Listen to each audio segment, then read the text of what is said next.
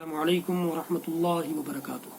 بسم اللہ، الحمد للہ، والصلاة والسلام علی رسول اللہ ومن تبعہ ووالاه وبعد۔ محترم ناظرین و سامعین، اسلامی بھائیوں، دوستوں، عزیزوں، ماؤں اور بہنوں، اللہ رب العالمین کا ارشاد گرامی ہے، یرید اللہ بکم اليسر ولا یرید بکم العسر۔ اللہ تعالیٰ تمہارے ساتھ آسانیوں کا ارادہ کرتا ہے، تمہارے ساتھ مشکل کا ارادہ نہیں کرتا، تمہیں پریشانیوں میں نہیں ڈالنا چاہتا۔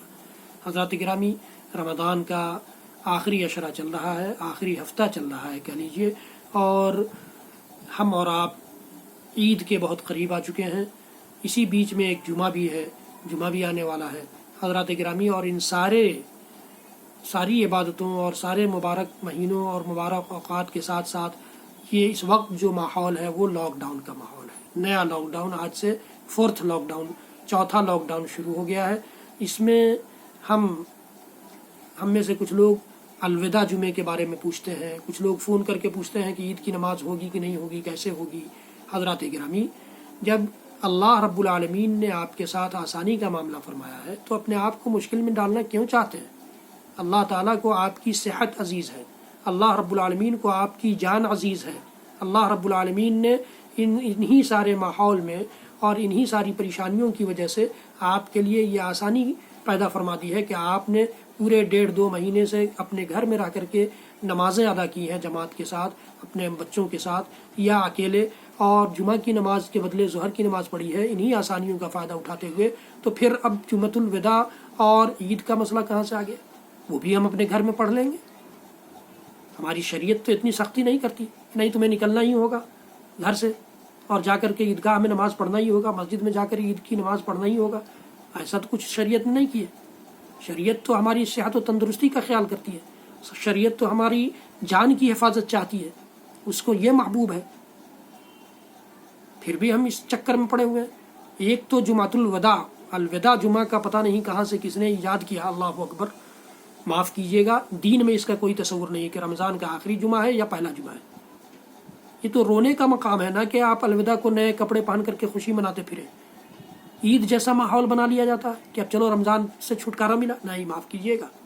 اسلاف کی حالت تو یہ تھی کہ جیسے جیسے یہ رمضان کے ایام کم ہوتے جاتے تھے ویسے ویسے وہ پریشان ہو جاتے تھے کہ اب تو یہ مبارک ایام ختم ہو رہے ہیں، یہ اللہ تعالیٰ کی فضیلتوں کو لوٹنے والے دن و رات ختم ہوتے جا رہے ہیں، اور ہم اور آپ خوشی منا رہے ہیں الوداع کی شکل میں۔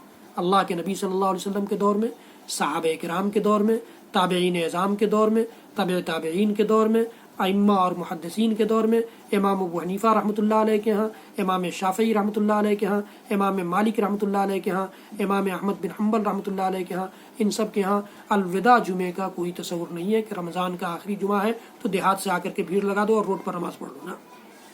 معاف کیجیے گا، میری بات تلخ ہو سکتی ہے، لیکن شریعت کا یہ حکم ہے، مسئلہ ہے، اس لیے بیان کرنا پڑ رہا ہے۔ تو یہ اس قسم کی کوئی گنجائش نہیں ہے۔ الوداع جمعہ ہو چاہے باقی اور جمعے ہوں، جس طرح اور جمعوں کو ہم نے اپنے گھر میں ادا کیا ہے ظہر کی شکل میں، اسی طرح سے اس جمعے کو بھی ہم ظہر کی نماز اپنے گھر میں ادا کریں اور الوداع کے چکر میں نہ پڑیں۔ اس طرح سے ہم اپنی حکومت کے بھی معاون ہوں گے، اپنے ایڈمنسٹریشن کے بھی معاون ہوں گے، اپنے برادران وطن کی نگاہ میں بھی نہیں آئیں گے۔ جب آپ دیکھ رہے ہیں کہ اس ماحول میں پہلے ہی مرکز نے اور تبلیغی جماعت نے اور سبزی والوں نے کتنا زیادہ پریشانیاں جھیلی ہیں، اور پھر بھی ہم اور آپ نکلنے کے لیے تیار ہیں، برداشت نہیں ہو پا رہا ہے گھر میں رہتے ہوئے۔ اللہ کی پناہ مانگیے، اس بیماری سے نجات پائیے، اور پھر اس کے بعد پوری زندگی آپ عبادت کریے، کوئی منع نہیں کرنے جا رہا ہے، کوئی منع نہیں کرنے جا رہا ہے۔ اس لیے میرے بھائیوں اور دوستوں، اس بات کو سمجھنے کی کوشش کیجیے۔ اسی طرح عید کا بھی مسئلہ ہے، کچھ لوگ عید کے لیے تیار ہیں کہ عید کی نماز پڑھیں گے، کیسے نہیں پڑھیں گے، عید کی نماز سال میں ایک بار آتی ہے، تو سال میں ایک بار آتی ہے، زندگی میں تو ایک بار نہیں آتی۔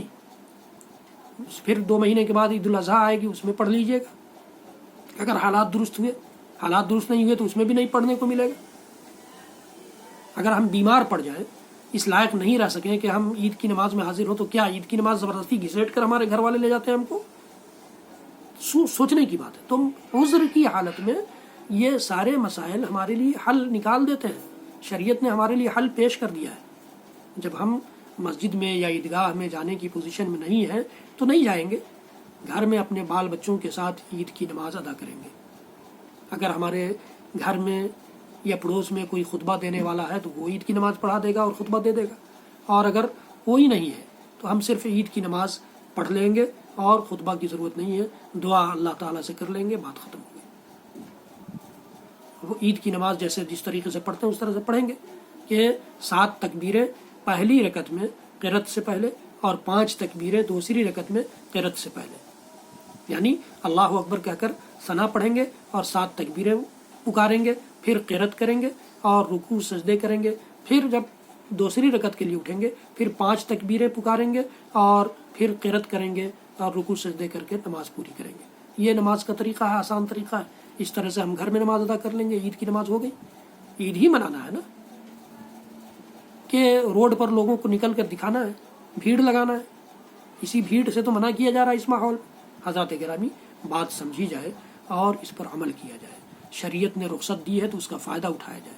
اللہ تعالیٰ جب رخصت دیتا ہے بندے کو تو چاہتا ہے کہ بندہ کو دیکھے کہ واقعی بندہ اس کا ضرورت مند ہے، اس کا محتاج ہے، اس کو اس کی ضرورت ہے، اس رخصت کی، کمزور ہے بندہ میرے مقابلے میں، اس لیے میں نے جو اس کو چھوٹ دیا ہے اس چھوٹ سے فائدہ اٹھا رہا ہے۔ حضرات گرامی، بات سمجھ میں آئی ہوگی انشاءاللہ العزیز۔ تو قبل اس کے کہ کوئی حکومت کی سختی ہو، پولیس والوں کی سختی ہو، ایڈمنسٹریشن کی سختی ہو، اس سے قبل ان کی نگاہوں میں ہم آئیں، ان کے الزامات سہیں، برادران وطن کی طرف سے گالی گلوچ برداشت کریں اور اس کچھ شرپسند عناصر کی جانب سے انگلی ہمارے اوپر اٹھائی جائے، ہم اپنے آپ کو کنٹرول کر لیں۔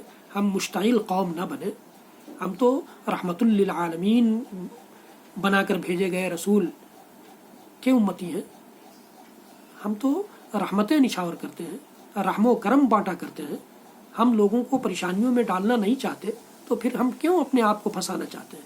حضرات گرامی، رب العالمین سے دعا کریں کہ رب العالمین ہم سب کو اس بلا سے، اس وبا سے نجات دے، سارے مسلمانوں کو نجات دے، ساری دنیا کو نجات دے، ہمارے ملک کو نجات دے، ہمارے شہر اور علاقے کو نجات دے۔